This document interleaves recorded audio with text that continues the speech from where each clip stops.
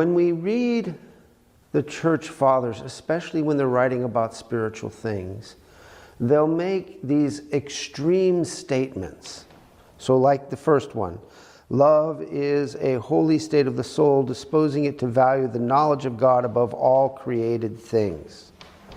We cannot attain lasting possession of such love while we are still attached to anything worldly. And we think, well, gosh, I'm attached to lots of worldly things. So does that mean I don't really love God at all? Well, no, that's not what he's saying. What he's saying is that we experience, especially this idea of knowledge of God, it's talking about an experience. Later on, he's going to call it the light of the knowledge of God.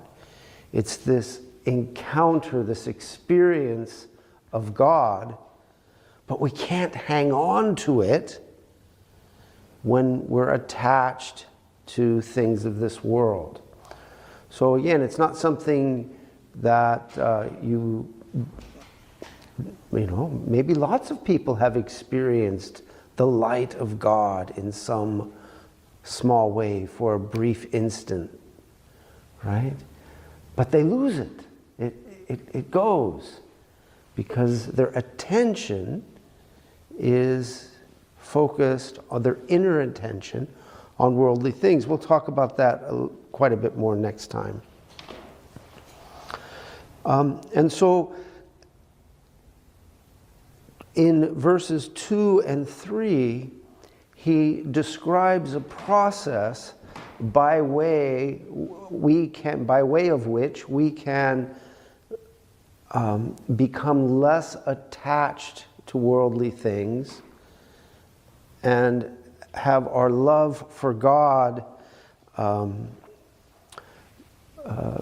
increased and more steady. So notice verse 1 ends with this word, while we are still attached to worldly things, and then verse 2 starts with the word dispassion. And so he's going to, Maximus, a lot of his sayings seems kind of like you're reading the Proverbs where one verse seems completely unrelated to the next. Think more deeply. Pay closer attention. He's got a train of thought going on here. And if you pay attention, you can really make a lot more sense out of what he's saying. I mean, you can read one verse at a time and it's often very powerful. But when you can follow his train, it's even more powerful. So dispassion is the contrast to attachment to worldly things. What does dispassion mean? Instead of giving you a technical definition, I'm going to give you a practical definition that really helps me. Dispassion is a kind of holy not caring that deeply cares. It's a kind of holy not caring that deeply cares. Right? So when one is experiencing dispassion, they have a very deep care about the things, the people, the created reality around them, but that care does not overwhelm them emotionally so that they're attached to it, right? They're aware of it and they're experiencing a certain amount of pain or joy depending on what the thing is, but that pain or joy doesn't overwhelm them and control them, right? So a dispassionate person is not a person who doesn't feel anything. That's not what dispassion means. Dispassion means a person who, or dispassion is a experience or a way of being that cares deeply, deeply about the created reality, but isn't attached to it or controlled and manipulated by it, which is our biggest problem, right? That's the attachment that keeps us from keeping our attention on the love of God and our experience in the light of the knowledge of God. So chapter 2, or verse 2, he gives a sort of backwards step ladder. So we're going to look at 3 first because it'll be easier to follow. Then we'll go back to 2 and it'll make more sense. Okay? So here's the ladder. And many church fathers like to present the spiritual life in a series of steps or ladders, or in some sort of construction terms or journey terms, as though there's movement, right? Our spiritual life is not a static experience. It involves movement. And as Father Maximus said beautifully once, there are 39 steps in the ladder of divine ascent, according to St. John Climacus. And you may never, ever, ever get much past the first step. But once you have your foot on the first step, you've already left this world. You see, so it's not that you have to reach the top of the ladder to be saved, because salvation is a process, right? It's also a destination, but it's also a process, right?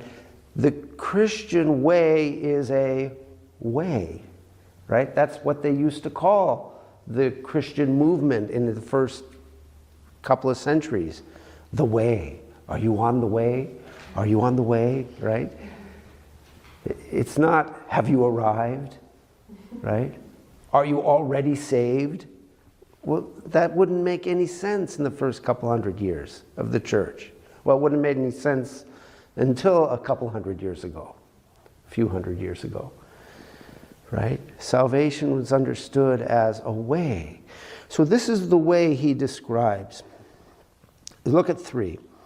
If you have faith in the Lord, you will fear punishment. Now, punishment here does not mean retribution. In fact, later on, he'll explain a little more clearly that it's referring to the natural consequences of perverted reality, right?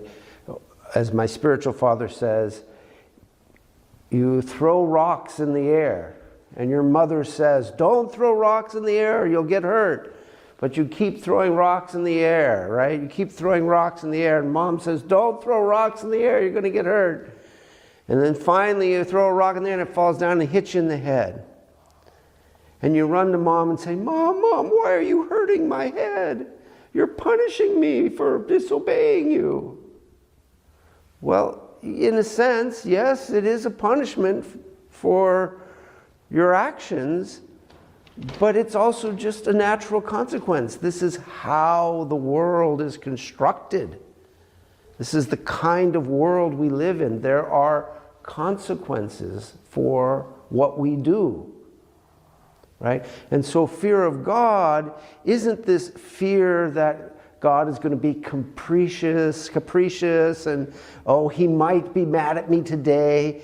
He was pretty nice to me yesterday, but I don't know about tomorrow. God might be pissed off because I didn't do all my prayers today.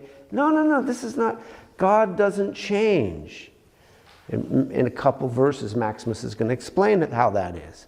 So when he says you fear punishment, he's not talking about this fear that God is going to somehow be capricious and say, oh, you didn't jump through all the hoops today, so, I'm going to give your car a flat tire, or give you an extra 30 days in purgatory, or whatever your system is in your head, that the way God punishes.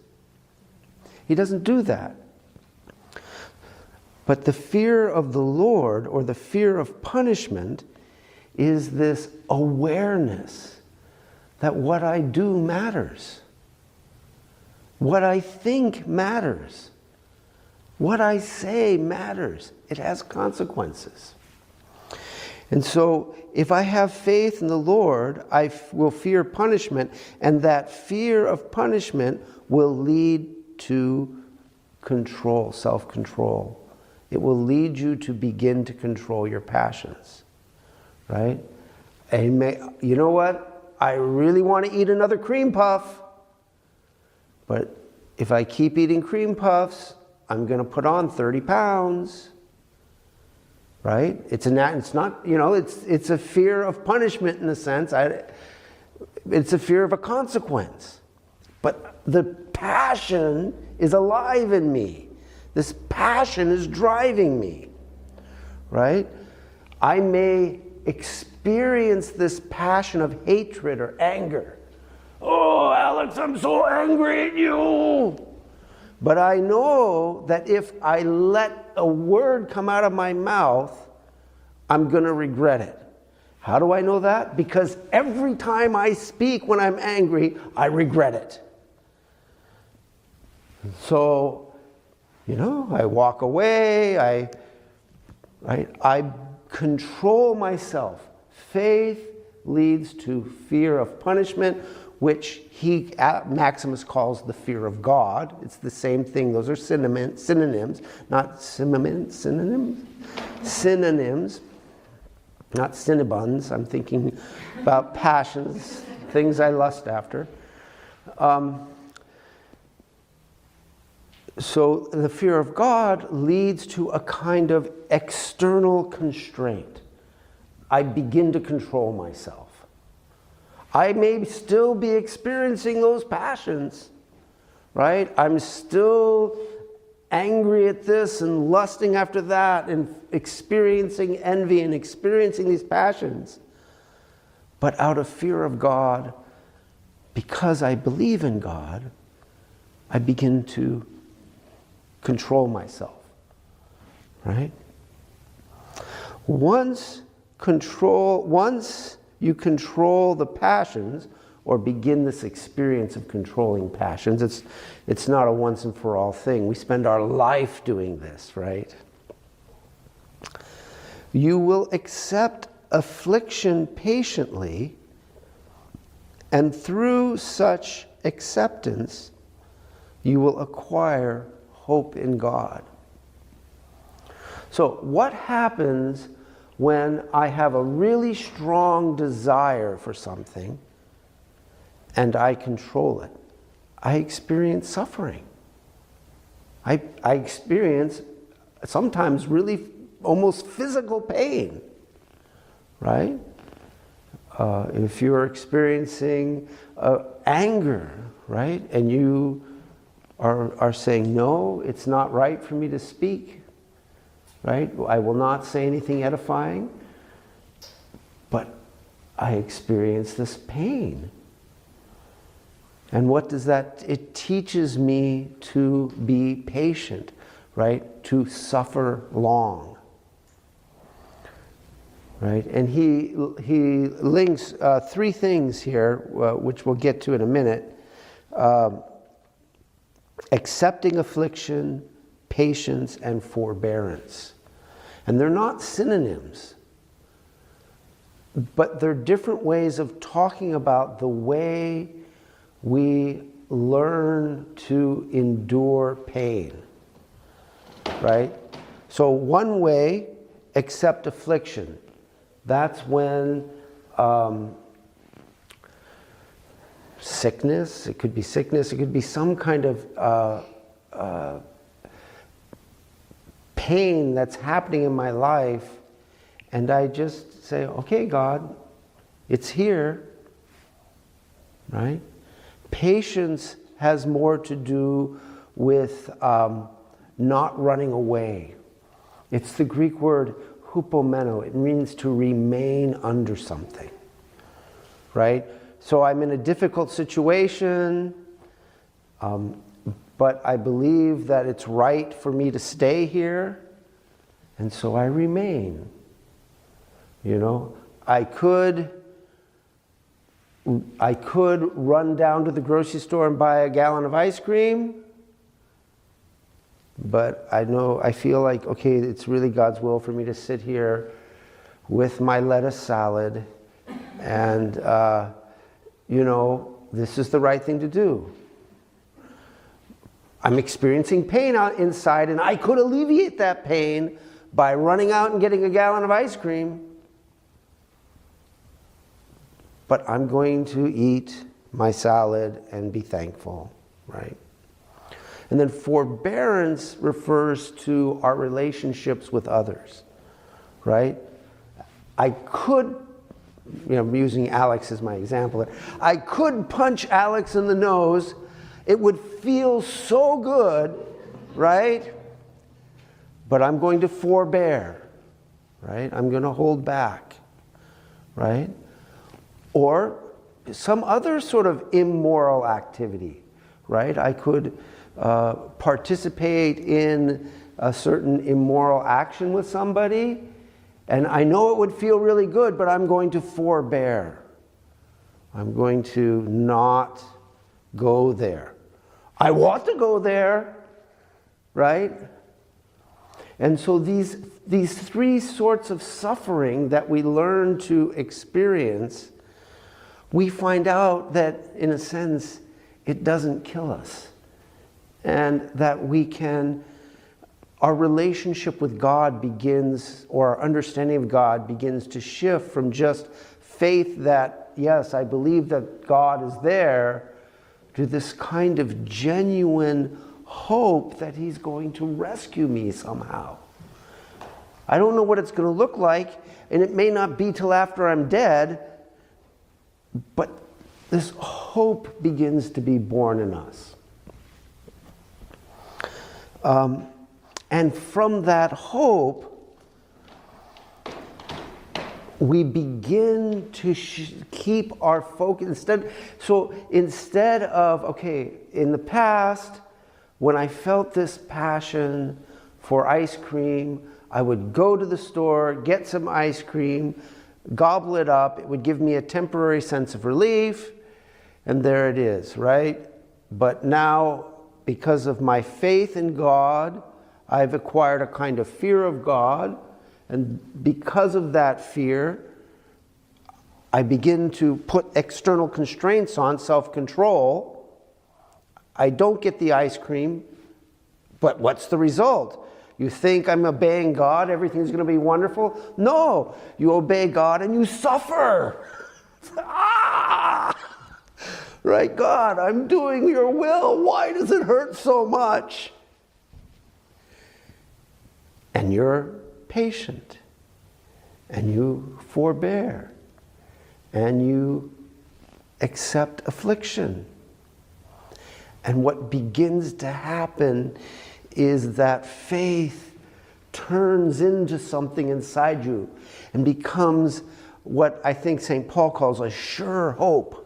Right? But just hope. It's this expectation. It's more than just God's there, I believe in one God, the Father. I believe these things. It's now I have this expectation, this hope that God is going to deliver me in some way. And what that does is it begins to shift my focus away from not just the ice cream, but even the suffering itself. The very suffering, the very passion that used to motivate me, I'm looking at it less and less, because it's like,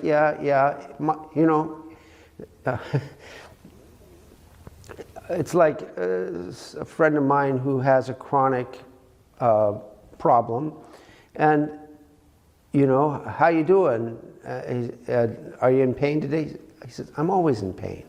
But what am I going to do? Stay home? Right? He just keeps going, even though he's always in pain. But what begins to happen is our focus shifts away from the pain, and we begin to experience dispassion. That is, we start to not care that it hurts so much. And then our focus shifts and we begin to pay attention more to this hope inside us. And that hope creates detachment or dispassion, which is then how we acquire love for God. So that's how he explains it in verse 3 from the ground up. Now let's go back to 2 and then I'll stop. I know I'm talking a long time. So 2, he does it from the top down. So dispassion engenders love. Hope in God engenders dispassion.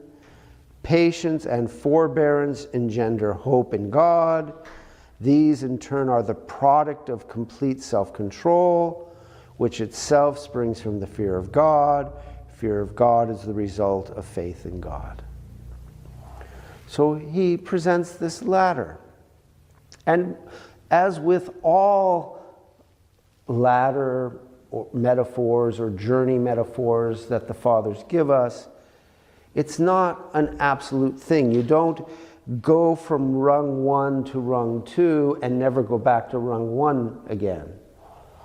The image I like to use is the ascending helix, right?